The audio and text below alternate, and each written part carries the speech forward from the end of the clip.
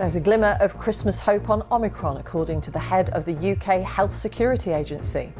In England, some vaccination centres will stay open throughout Christmas, with a warning that the variant remains a very serious threat. It's only just now that the cases are starting to tip into the older population, particularly the 60 and 70 plus year olds. And there are a number of different reasons why we need to continue to look at this data further. Also this lunchtime, Buckingham Palace has released a photograph of the Queen giving her Christmas broadcast, which is expected to be particularly personal following the death of Prince Philip. The most powerful telescope to ever be launched into space is due to blast off on Christmas Day.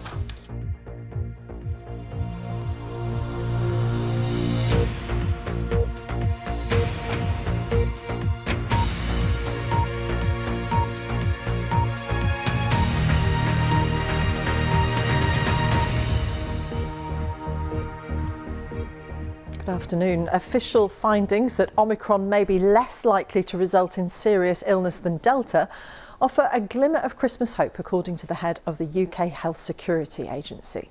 Dr. Jenny Harris also told the BBC that Omicron COVID infections are only now beginning to tip into the older population, and it's still uncertain whether they'll experience milder disease than with infections caused by Delta. So far, Boris Johnson has stuck to his Plan B measures, face masks, COVID passes and working from home guidance, and says no new measures will be announced before Christmas. Scotland, Wales and Northern Ireland have all announced further restrictions to come in from Sunday. Here's our health correspondent Dominic Hughes. That's it done. A Christmas Eve booster in Basingstoke. Here they're getting jabs in arms right up till Christmas. Yeah, it was good. Yeah, made sense to do it, so do my bit for the community and everybody else. In England, people will be able to get vaccinated throughout the festive break. 200,000 slots for first, second or booster jabs are available, including on Christmas Day and Boxing Day. People are so keen to come in. There was a big rush at the beginning of the week. It slowed down a little bit, but actually people are really, really positive about having their jab. People in Scotland, Wales and Northern Ireland are being encouraged to get a jab today, with vaccination centres closed over Christmas until the 27th.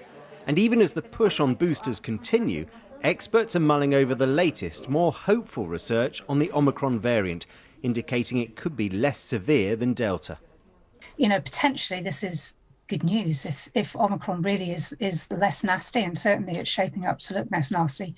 That's fantastic. What better Christmas present could we have? But at the moment, the data on this is small. It's predominantly in younger people. So until we know how this pans out across the whole population, we're kind of holding our breath.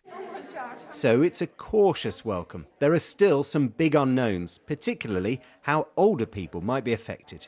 Critically, what we're seeing is Omicron largely in young people, and it's only just now that the cases are starting to tip into the older population, particularly the 60 and 70 plus year olds.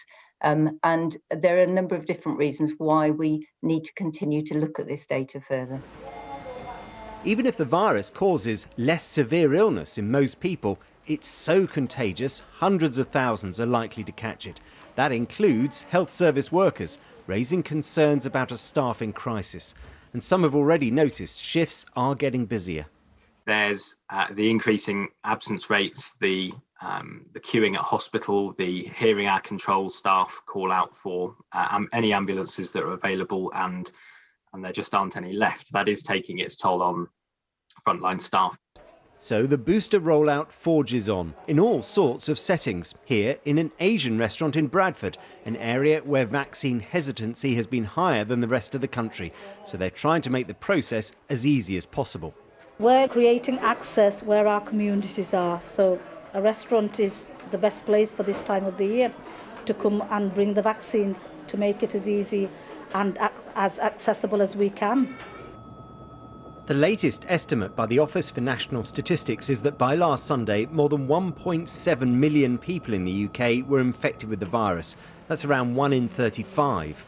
It may be less severe than first feared, but the numbers catching the virus mean there will still be some tough weeks ahead. Dominic Hughes, BBC News.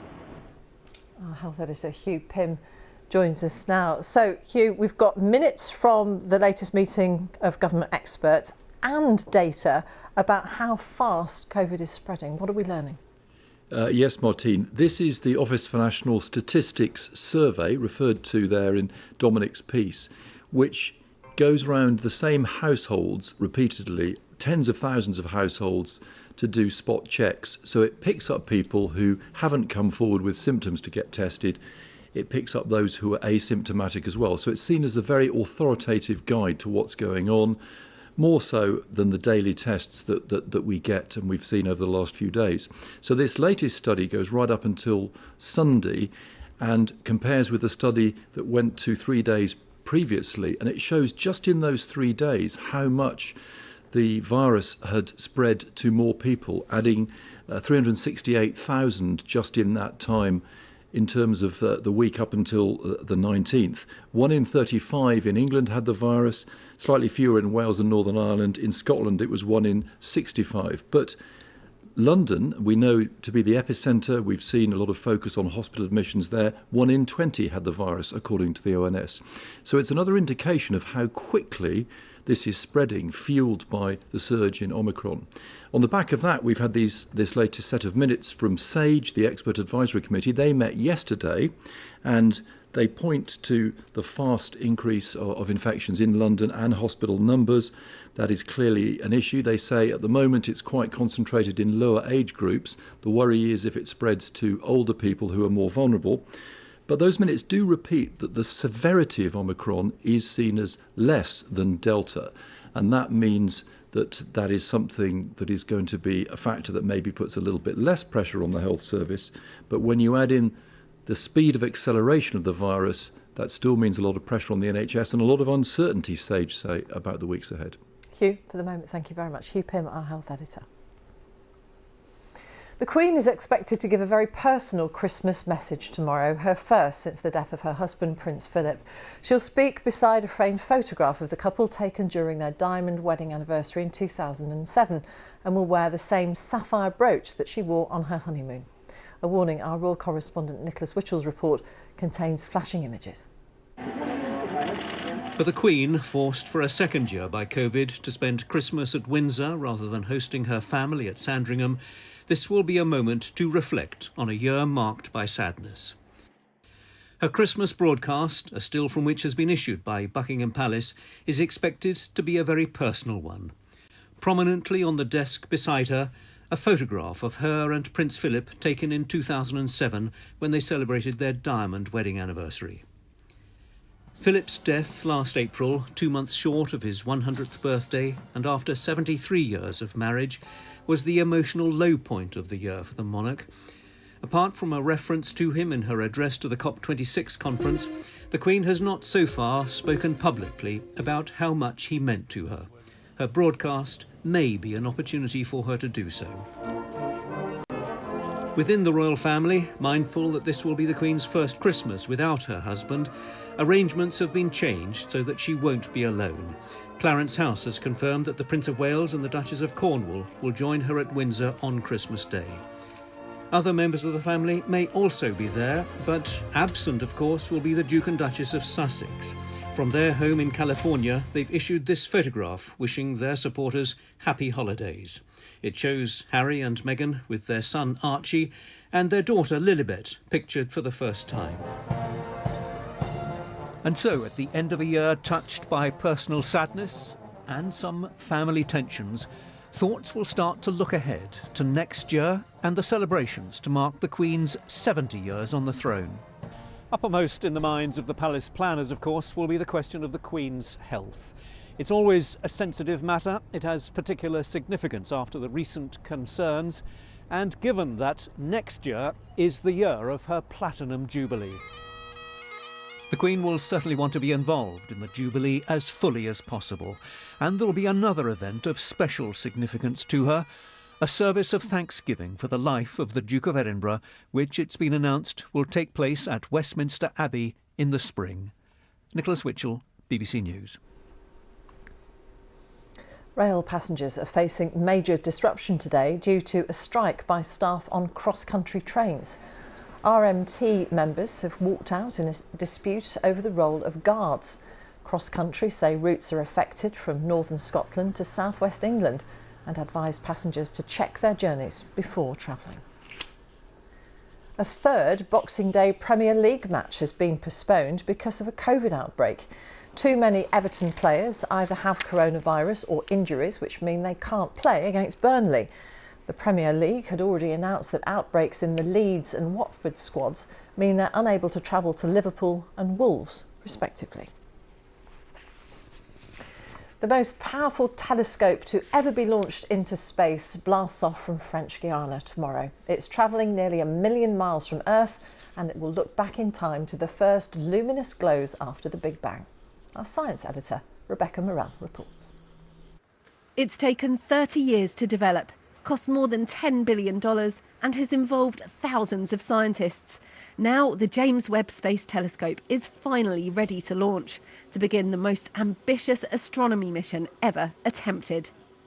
This telescope is absolutely the biggest and most complex and most powerful telescope that we've ever attempted to send to space. All of us astronomers are extremely eager to get this telescope into space, but I think it's going to work, and I think it's going to, again, just completely revolutionize how we understand the cosmos. The telescope is a successor to Hubble, which has given us amazing images. But James Webb is much more powerful. Its mirror is almost 3 times bigger, which means it can reveal parts of the cosmos we've never seen before. Gazing up into the heavens can help us to answer some of the biggest questions, like where we come from and how did we get here. This space telescope will help us to look further back in time than ever before, to 13.5 billion years ago, revealing the light from the very first stars to shine. We'll be able to see the earliest galaxy formation and whether they spiral into space like our own Milky Way. And other planetary systems will also come into view, allowing us to discover whether life could exist on other worlds. Scientists will be able to study every phase of cosmic history. We think that the first stars might actually be really huge, and they would be burning really hot and really brightly and would die very quickly, possibly with a huge explosion. But we haven't seen these yet, and we really hope that this is something that we're going to find with the Webb telescope. But before it can take any images, there's the most difficult task ahead. The telescope's so huge, to get it into a rocket, it's been folded up like origami. For it to unfurl in space, more than 100 release mechanisms need to fire at exactly the right time, in the right order. If anything goes wrong, it's game over. We know there are many ways that it could fail. So that means rehearse and rehearse and rehearse. We've unfolded it and folded up many times. We've examined it carefully every time. We say, well, that's not quite right. We better fix that. And it's extraordinarily challenging. The final preparations have been underway. It's an incredibly tight fit as the rocket is tentatively lowered over the folded telescope. This is high-stakes science, but if it works, it could lead to discoveries that scientists haven't even dreamt of. Rebecca Morrell, BBC News. The luxury department store chain Selfridges is being sold to a Thai retailer and an Austrian property firm. The deal for the majority of Selfridges Group is worth around £4 billion. Founded in 1908 by the US retail magnate Harry Gordon Selfridge, the company is best known for its flagship department store on London's Oxford Street. England's cricketers are making their final preparations for the third Ashes test on Boxing Day in Melbourne. After 2 comprehensive defeats, being beaten again would see them lose the series with 2 matches to spare. Nesta McGregor reports. We all know 'tis the season for giving, but so far England have been overly generous. For 34. From giving up easy wickets to missed catches and ultimately missed opportunities. Gone, that's it. Anderson's gone and Australia have won the test match. The scary news for England, the last time they were 2-0 down and won an Ashes test was, actually, it's never been done. So a chance for Joe Root's side to create history and restore pride. We all know what we need to do, and that's, that art of trying to take 10 wickets is trying to build pressure, understand how you're going to be able to create pressure through keeping the scoreboard quiet, but also being brave enough to hit the lengths that are going to take your wickets and create chances. The iconic MCG in Melbourne is the venue for the third test. England, who have struggled to score runs, are expected to make changes. Zach Crawley and Johnny Bairstow replacing Rory Burns and Ollie Pope. Fast bowler Mark Wood, who missed the second test, should also feature. Australia, who have embarrassed the visitors so far, say they're expecting a much improved England side, but know the odds of retaining the urn are in their favour. We know how good they are, and obviously a world-class team with world-class players. So, we played really well the last couple of matches, but we're sure they'll bounce back really hard. So the stage is set for a famous Boxing Day fixture. Post-Christmas turkey, England hoping they don't get stuffed. Nesta McGregor, BBC News. There's more throughout the afternoon on the BBC News channel. We're back with the Tea Time News at 6:30. Now on BBC One, it's time for the news where you are. Goodbye.